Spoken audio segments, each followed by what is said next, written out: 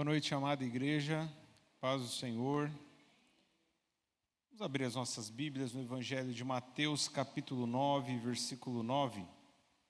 Então preste atenção, Mateus, capítulo 9, versículo 9, diz assim: Ao sair dali, Jesus viu um homem chamado Mateus, sentado na coletoria. Ele disse: Siga-me. Mateus se levantou e o seguiu. Aconteceu que enquanto Jesus estava em casa, reclinado à mesa, muitos publicanos e pecadores vieram comer com ele e os seus discípulos.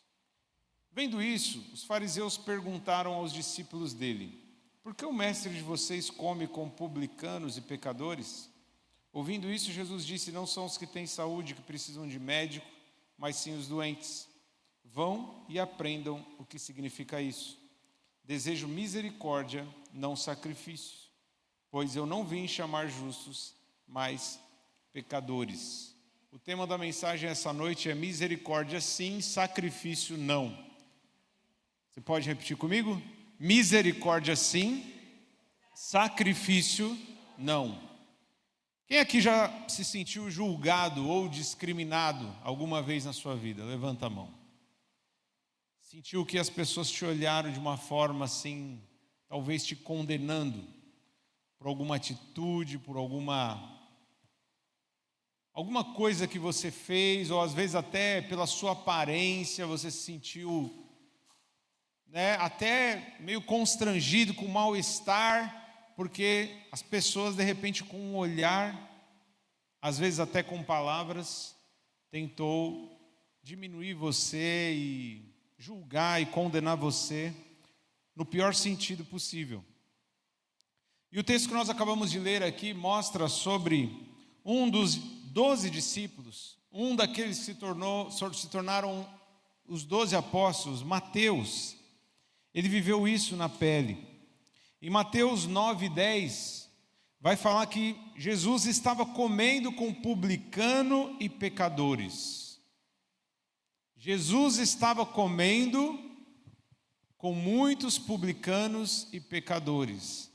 Só que em Lucas capítulo 5, versículo 29, vai narrar a mesma história, mas aqui Mateus é chamado de Levi. E é interessante notar que no texto de Mateus não fala de quem era a casa que Jesus estava comendo, onde se reuniram pecadores à sua volta. Mas em Lucas vai mencionar que a casa era a casa de Levi. E é interessante, amado irmão, Jesus, ele chama Levi, e depois ele dá um nome para Levi de Mateus, assim como Simão, Jesus dá um nome para ele de Pedro, e ele então chama Mateus para segui-lo. E ao mesmo tempo ele vai então participar de uma refeição na casa de Mateus. E Mateus era visto pela sociedade como um pecador dos piores possíveis. Por quê? Ele era publicano. E um publicano era um cobrador de imposto, visto como um traidor da sua própria pátria, da sua própria nação, do seu próprio povo e da sua própria família. Mas olha que interessante. O significado de Levi é unido ou juntado. Unido ou juntado. E o significado de Mateus é presente de Deus. O interessante é notar que sempre quando Jesus entra na vida de alguém, ele muda e transforma todas as coisas. Porque aqui ele dá um novo significado para Mateus, um novo sentido. Talvez Mateus, que se sentia talvez rejeitado, julgado, discriminado, ele recebe um novo nome, dado pelo próprio Jesus, que significa presente de Deus. Mateus, você não é apenas uma pessoa que está unida ou junta, não é apenas mais um na multidão. Você agora será chamado de presente de Deus. Quando Jesus entra na casa de alguém, ele muda tudo, ele transforma tudo. Então Mateus era desprezado por todos os líderes religiosos, por todos os judeus, ou grande parte deles. Eu acho interessante que na série The Chosen, quem já assistiu pelo menos alguns episódios, algumas temporadas da série The Chosen, na série The Chosen, que retrata a vida dos discípulos de Jesus, nessa série, muitas vezes, eles acabam acrescentando, colocando coisas na história que não são bíblicas, mas que são possíveis situações prováveis, baseado no contexto, no costume da época.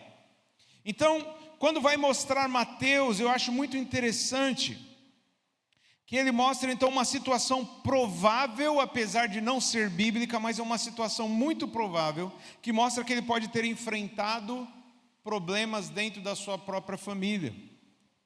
Por ser um publicano, possivelmente, nós não podemos afirmar que isso aconteceu, mas possivelmente ele tinha sido rejeitado pela própria família.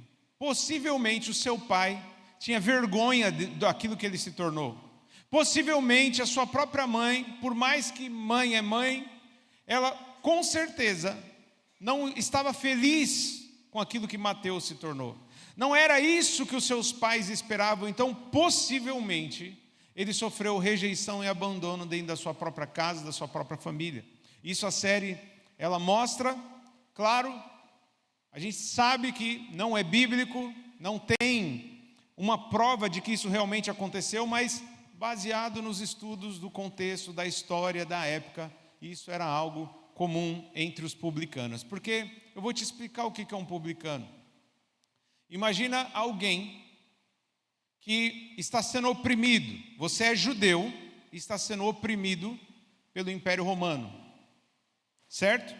E de repente, você que é judeu, e você e toda a sua família e todo o seu povo recebe uma carga muito pesada, uma carga tributária, dificuldades, e aí tem que pagar imposto de maneira que eles sentiam muitas vezes que era injusto. Os publicanos às vezes cobravam além daquilo que deveriam, muitos enriqueciam cobrando o imposto dos seus próprios irmãos para ajudar o povo opressor e inimigo que era os romanos, o Império Romano. Então, amado irmão, ele era visto como um mercenário, como alguém que ajuda o inimigo opressor da sua própria família, do seu próprio povo. Então, Jesus vai e chama um homem desses. Jesus vai ao encontro de um homem que a sociedade, que o próprio povo, tido como povo de Deus, o povo eleito, o povo exclusivo de Deus, os filhos de Abraão, eles então vem Mateus e tantos outros publicanos como a pior espécie de ser humano. Então, essa semana aí que passou, eu recebi a notícia de que Fernando Collor de Mello foi preso. É uma boa pessoa? Pelo menos quando ele ganhou a eleição, muitos acreditavam que era, né? Ele ganhou a eleição e em pouco tempo revelou-se uma pessoa má, corrupta, que trouxe prejuízo para milhares de brasileiros. O meu avô foi um deles que foi prejudicado, sofreu. Ele sempre me fala, ele sempre me conta essa história, que ele foi duramente prejudicado por causa desse homem, que se apresentou como um herói da nação, mas se revelou um inimigo da nação brasileira. E o pior, como nós estamos nesse sistema que nos três poderes está muitas vezes comprometido e corrompido, ele continuou tendo uma vida política tranquilamente. E aí recentemente recebemos a notícia que ele foi preso. E eu vi uma audiência de custódia onde um homem pergunta para ele: você foi bem tratado? Você foi? E ele rindo assim, rindo, tranquilamente. E aí fazem a pergunta para ele: você prefere ser preso em Alagoas? Ou não lembro se era São Paulo, não lembro onde que era, ou era em Brasília. Onde que você prefere ser preso? Acho que era Brasília. Em Brasília ou em Alagoas? Eu prefiro em Alagoas. E aí, poucos dias depois, eu recebo a notícia de que ele recebeu a prisão domiciliar e ele já está cumprindo a pena na sua cobertura, num bairro de luxo ali, num prédio de alto padrão. Ele mora no último andar, uma cobertura que tem piscina, ele tem todo tipo de luxo, privilégio, e tem apenas uma tornozeleira eletrônica, e é ali que ele vai cumprir a pena dele. Então, as pessoas que foram prejudicadas por uma pessoa dessa, tem como ter simpatia por ele? Mesmo quem não foi prejudicado, né? Só de ouvir falar, não tem como ter simpatia. Aí imagina Jesus chega e fala assim: Collor, vem, eu estou te chamando, vem, me segue. Me segue. E de repente Jesus começa então a participar de uma refeição na casa do Fernando Collor de Mello.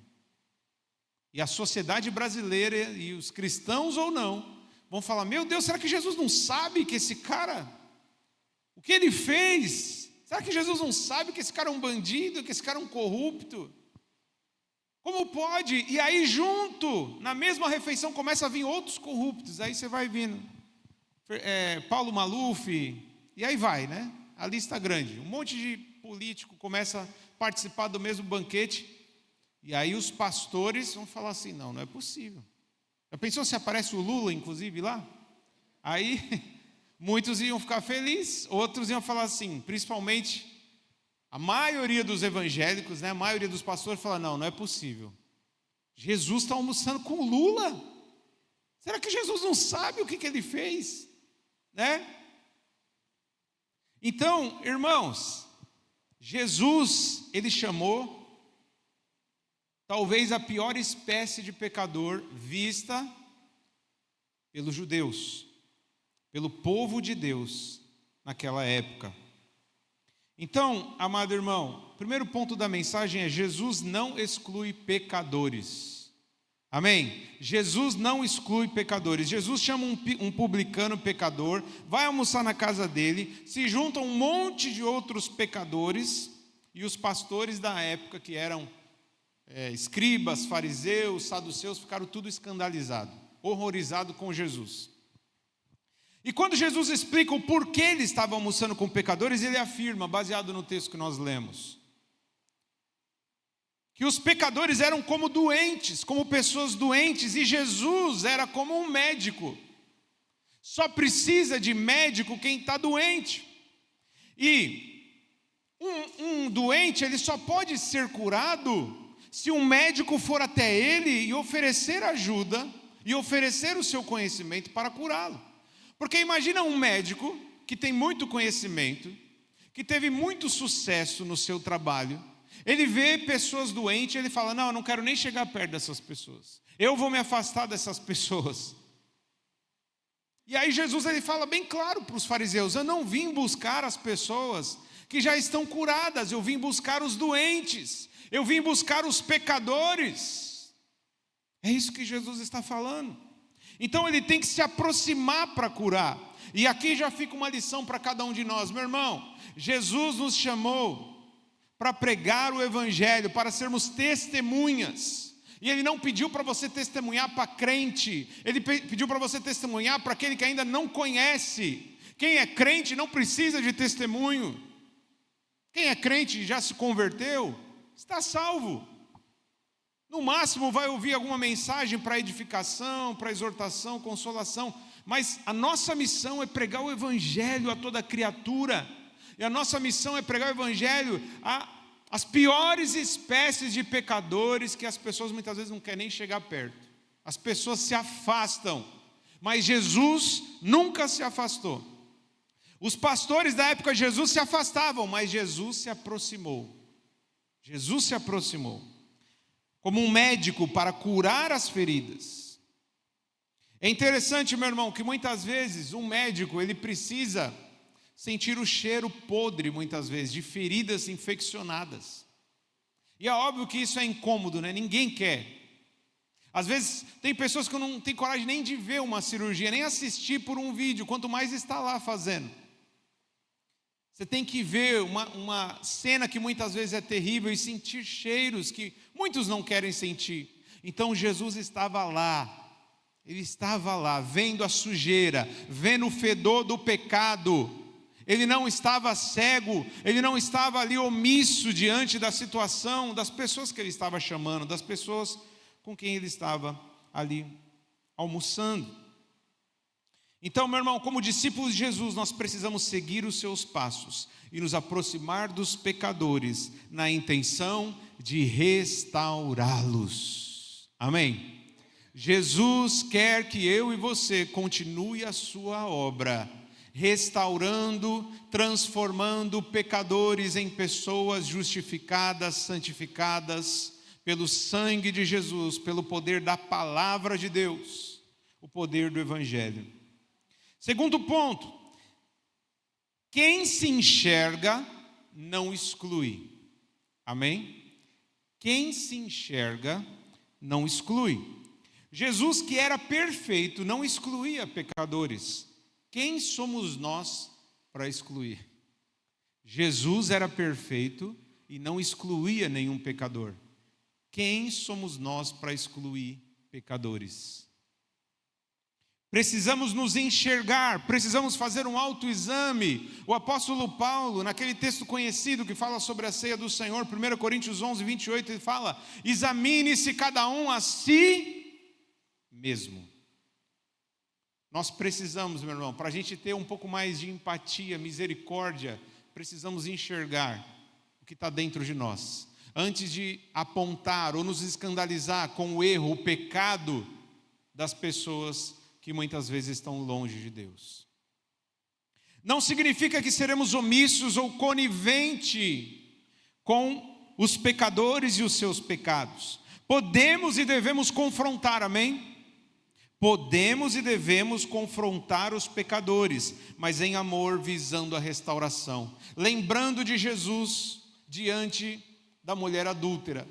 Todos os líderes religiosos com pedra nas mãos para aplicar o rigor da lei de Moisés sobre a mulher que foi surpreendida em adultério. Todos eles querendo atacar pedra. Jesus, por um acaso, negou que aquela mulher era pecadora? Não. Jesus passou a mão na cabeça dela e falou: vai lá e continua pecando? Não. Mas ele simplesmente mostrou a hipocrisia daqueles que estavam com pedras tentando atirar. Ele falou que aquele que não tiver pecado seja o primeiro a tirar a pedra. Cada um foi deixando a pedra, um por um, até que só sobrou Jesus e a mulher. Mulher, onde estão os seus acusadores? Eu também não te condeno. Vá e não peques mais. Então Jesus não era omisso, Jesus não era conivente com o pecado. Jesus, obviamente, por ser Deus encarnado, Jesus sendo santo, perfeito em seus caminhos, obviamente ele não gostava do pecado. Mas ele amava os pecadores e se aproximava deles na intenção de que esses fossem libertos do poder, da escravidão, do pecado. Então, meu irmão, para fazer isso é necessário exercer misericórdia. Misericórdia sim, sacrifício não. Precisamos ajudar a corrigir os pecadores, mas devemos olhar para nós mesmos. Abra em Gálatas 6, verso 1. Na linguagem de hoje, nova tradução na linguagem de hoje, para melhor entendimento. Vai aparecer no telão para você. Depois você pode acompanhar em casa. Nós vamos ler do versículo 1 ao 4. Diz assim: meus irmãos, se alguém for apanhado em alguma falta, algum pecado, vocês que são espirituais devem ajudar essa pessoa a se corrigir. Mas faça isso com humildade e tenha cuidado para que vocês não sejam tentados também. Ajudem uns aos outros e assim vocês estarão obedecendo a lei de Cristo. A pessoa que pensa que é importante, quando de fato não é, está enganando a si mesma. Que cada pessoa examine o seu próprio modo de agir. Se ele for bom, então a pessoa pode se orgulhar do que fez, sem precisar comparar o seu modo de agir com os outros. Amém? Então na igreja, meu irmão, não é um lugar cheio de gente perfeita. Na igreja tem pecadores que vão pecar. E nós como igreja, todos, como eu falei, nenhum pastor ele pode entrar dentro de uma bolha de proteção e falar assim: eu sou intocável, ninguém pode apontar os meus erros, mostrar os meus erros, Eu não posso chegar aqui e dizer, não toque no ungido do Senhor, que a gente sabe que isso é uma frase comum de pastores que querem se blindar para continuar pecando. Então, eu sou ungido do Senhor, fala com Deus. Não, meu irmão, biblicamente falando, qualquer convertido na igreja, vê um pecado meu, vê um pecado do pastor Rafael, fala, irmão, em nome de Jesus, se arrependa. Acho que você está se desviando. Amém? Eu não tenho superpoderes, eu não sou melhor que você. Eu sou co-pastor, eu estou pastoreando um rebanho que não é meu, o rebanho é de Cristo, o rebanho é de Jesus. Amém? E eu também preciso dele como meu pastor. Eu também sou sujeito ao erro. Então eu preciso tomar cuidado, eu preciso examinar a mim mesmo. E eu preciso dos meus irmãos que muitas vezes vão me ajudar a continuar no caminho. E eu estou aqui para tentar também te ajudar a continuar no caminho, para que o nome do Senhor seja glorificado. Mas veja, quando a gente for falar com o irmão sobre o pecado, meu irmão, vocês que são espirituais devem corrigir, mas com humildade, com espírito de mansidão, olhando cada um por si mesmo, verificando se a sua vida, você às vezes também não tem erros, ou de repente você está sofrendo fortes tentações. Então, meu irmão, é com humildade que nós corrigimos os nossos irmãos, é com humildade que nós mostramos muitas vezes o pecado dos irmãos, entendendo que nós não somos superiores, nós não somos melhores, também somos pecadores que estão tentando se aperfeiçoar, que estão no processo de santificação. É assim que nós fazemos. Terceiro e último ponto, Deus quer misericórdia e não sacrifício. Então, no texto base que nós lemos, em Mateus 9,13, Jesus vai citar aquilo que o profeta Oséias diz. Oséias 6,6 fala: misericórdia quero, e não sacrifício, e não holocausto. Coloca aí para nós, pastor Rafael, Oséias 6,6. Oséias 6,6 fala: pois desejo misericórdia, não sacrifícios, conhecimento de Deus em vez de holocaustos. Então o que Jesus está falando para os fariseus, que começaram a usar o dedo acusador, falando: olha Jesus, você está comendo com pecadores, olha Jesus, você aí, você sabe no meio de quem que você está, você sabe que tipo de coisa essas pessoas fazem. E Jesus falou: o que Deus deseja é misericórdia e não sacrifício. Por que ele falou não sacrifício? Porque os fariseus que estavam acusando ele, eles eram extremamente, assim, especializados em sacrificar para adorar a Deus. Ofereciam os melhores sacrifícios, eles seguiam a religião certinho. Eles eram aqueles que davam dízimo da hortelã, do endro, do cominho, das coisas mais simples, as mínimas coisas. Eles davam o dízimo, eles jejuavam 2, 3 vezes por semana, eles iam no templo, eles sacrificavam, eles davam oferta, amarravam versículos bíblicos na testa e nos braços, andava com roupa de santo, orava nas praças, fazia tudo conforme a religião mandava. Tinha cara de crente, roupa de crente, usava versículos amarrados no corpo, jejuava, orava, dava dízimo, fazia tudo, mas eles não tinham misericórdia. Eles não tinham misericórdia. Então Jesus falou, só repetiu aquilo que o profeta Oséias falou: a vontade de Deus é que vocês exerçam misericórdia, é que vocês conheçam a Deus verdadeiramente, porque isso vale muito mais do que qualquer sacrifício que você possa fazer. Amém, irmão? Glória a Deus, louvado seja o nome do Senhor. As pessoas acham que vão agradar a Deus com sacrifícios, rituais, liturgias, costumes, tradições. Acham que é isso o mais importante. Eu vou na igreja, eu dou o dízimo, eu oro, eu jejuo. Tudo isso é importante, meu irmão. Ouça bem, tudo isso é importante. Mas se você faz tudo isso e não exerce misericórdia, isso não tem valor nenhum. É na hora que o sermão pisa no teu calo, que você tem vontade de esganar, que você tem vontade de devolver. É na hora que muitas vezes a pessoa te engana, te passa a perna, e você tem vontade de processar, de matar, de prender, de fazer tudo quanto é coisa. É nessa hora que você tem que mostrar que você realmente quer agradar a Deus, exercendo misericórdia, porque um dia Ele exerceu misericórdia sobre a sua vida. Aleluia.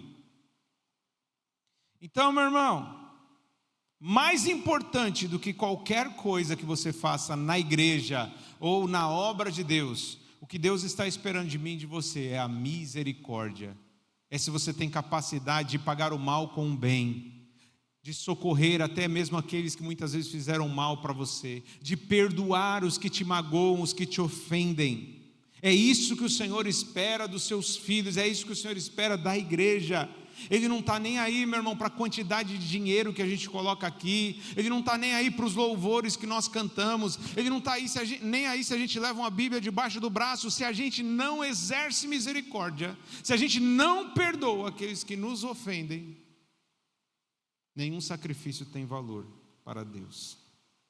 Mateus 5, verso 7, faz parte do Sermão do Monte. Jesus falou: bem-aventurados os misericordiosos, porque estes alcançarão misericórdia. Tem muita gente clamando pela misericórdia de Deus, mas na hora de exercer a misericórdia pelo irmão, ele nega. Então, meu irmão, você não vai conseguir alcançar a misericórdia de Deus se você não estiver disposto a oferecer misericórdia. Felizes, bem-aventurados serão os misericordiosos, pois estes que obterão misericórdia. Você lembra a oração do Pai Nosso? Mateus capítulo 6, versículo 12, parte da oração do Pai Nosso. Jesus fala: perdoa as nossas dívidas assim como nós perdoamos os nossos devedores. Você vê que ele te amarra, né, meu irmão? Ele te amarra. E aí você fica numa situação que não tem como escapar. Espera aí. Assim como nós perdoamos os nossos devedores, então, se eu não estou perdoando, e eu estou falando: Senhor, é da forma como eu estou agindo em relação às ofensas do meu irmão, eu quero que o Senhor me trate da mesma forma. Então quer dizer, o meu irmão faz uma coisa contra mim, eu não perdoo, eu também não serei perdoado.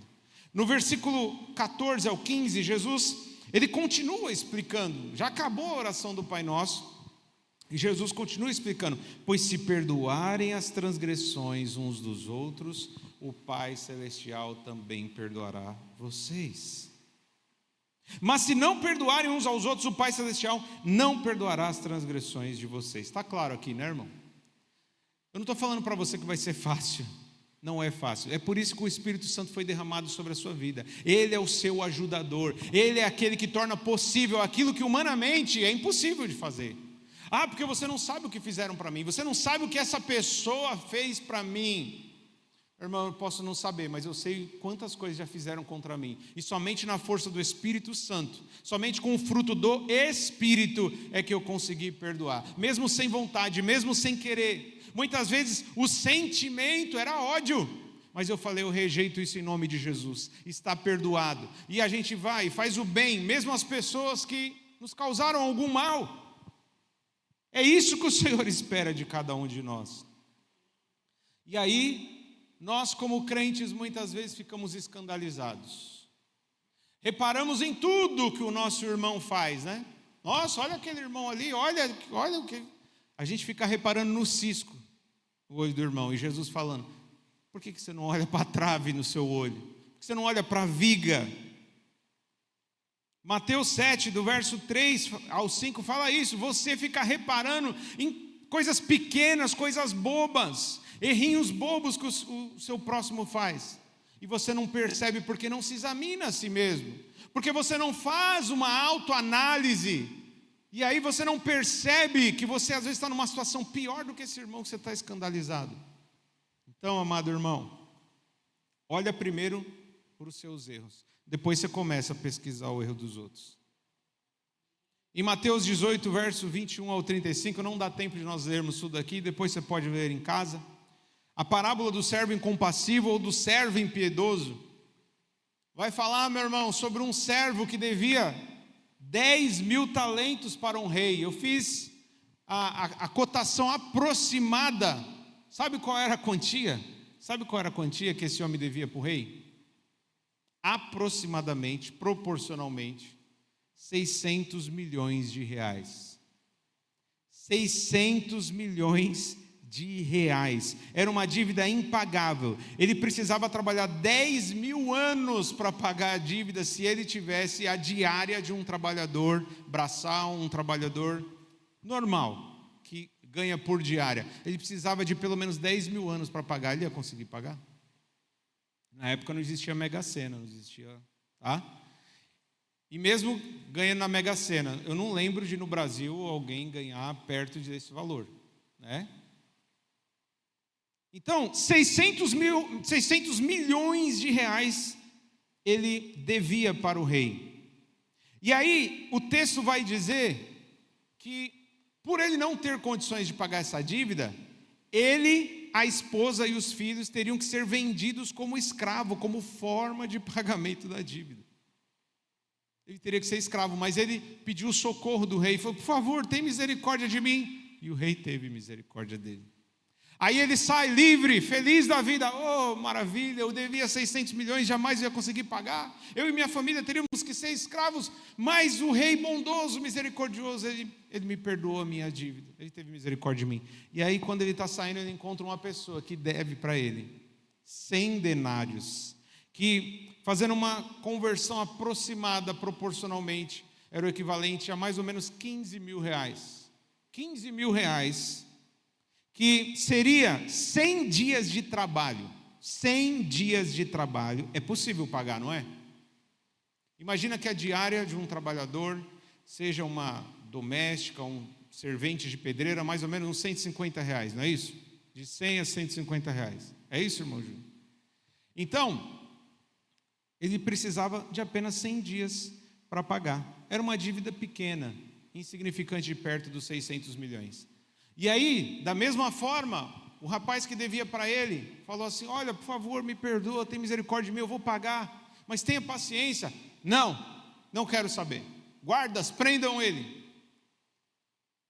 Ele o agarrou e começou a sufocá-lo, dizendo: pague o que me deve. Está lá. Aí, alguns funcionários, soldados do rei viram isso, falou assim: peraí, ele foi perdoado uma dívida impossível de ser paga. Quando chega alguém que deve uma quantia pequena, ele não perdoa. E foram falar para o rei falou: prendam esse homem e leve ele para os torturadores. Uma figura do castigo eterno. Porque ele foi alcançado pela misericórdia de Deus, mas não teve misericórdia de uma coisa muito pequena. Será que não é isso que muitas vezes nós fazemos? Ficamos escandalizados com coisas pequenas, supervalorizamos o pecado do nosso irmão, e quando é para analisar o nosso próprio pecado, a gente minimiza, a gente diminui. Eu vi até um vídeo esses dias que eu achei engraçado, que eles pegaram um trecho daquele desenho Pica-Pau, e tinha aquele jacaré que falava assim, ele começou a dividir o alimento entre ele e o Pica-Pau, e falava assim: 1 para você, 2 para mim, 2 para você, 2 para mim. E na verdade ele ia pegando tudo para ele. E aí fizeram uma mudança, uma modificação, falando assim: ó, lei para você, graça para mim, lei para você, graça para mim. Quando é o pecado dos outros, a gente quer que o rigor da lei seja aplicado, mas quando nós somos os pecadores, não, é a graça. A graça. Ô meu irmão, você quer graça, você quer misericórdia? Ofereça graça, ofereça misericórdia. Aleluia. Por isso que Jesus sempre chamava os escribas e fariseus de hipócritas, porque eles viviam como túmulos enfeitados. Sepulcro caiado é isso. É um túmulo bonito por fora, enfeitado, cheio de flores, mas o que tem dentro dele? Ossos, podridão, sujeira, pecado. Assim eram os escribas e fariseus. Eles vestiam roupa de santo, falava como santo, orava, jejuava, dava dízimo, fazia tudo, mas por dentro era ódio. Eles não tinham amor, não tinha misericórdia, era só podridão escondida. Então, Jesus falou: vocês são hipócritas, porque vocês se apresentam como pessoas boas e puras, mas por dentro vocês estão podres. E fica muitas vezes colocando fardos pesados sobre as pessoas, fica apontando o erro das pessoas, e muitas vezes vocês estão pior do que as pessoas. Lei para você, graça para mim, tudo bem? É justo? Lei para você, graça para mim. Quem acha justo? Conclusão, meu irmão, para terminar: não podemos ser hipócritas. Ao reparar os pequenos erros dos outros, sem antes olhar os nossos grandes erros. Se você recebeu perdão, perdoe também. Se recebeu misericórdia, ofereça misericórdia. Deus prefere muito mais a misericórdia do que o sacrifício. Mais do que qualquer oferta, do que qualquer voto, do que qualquer coisa que você possa fazer na igreja. Deus quer que você tenha misericórdia dos seus irmãos. Fique de pé, vamos orar em nome de Jesus.